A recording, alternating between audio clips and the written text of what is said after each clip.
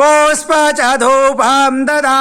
दीपदया निरे पशुपदे हल्दकल्पितां कृतां स्वर्वणे नवरत्नो खण्डो रचितो पात्रो धुतपायशो भाक्षा पञ्चविधे पयोर्दधे रमाबलभारणम् शाकानितजलरुचिकर कपोलखण्डे जबलदम् ताम्बूलमांसा मया विरजते भगजा प्रभो स्वीकारो छत्रां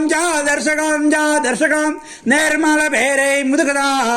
गीतां च नृत्यं ददा साष्टां देस्तमस्तं मया शङ्कलपने स्वयं वयं विभो पूजा गृणां प्रभो आत्मा त्वा गिरिजा मदैशर जरा प्राण शरीरां ग्रो पूजा ते विषयो भोगरचना नेन्द्रासनादेस्ते संसार पदयोपदक्षिणा विदय सहस्राणे सर्वगिरो यत कर्म करो मे दखिल वकाय मांस प्रादम विविधम सरमित समस्वाम जय जय करुणा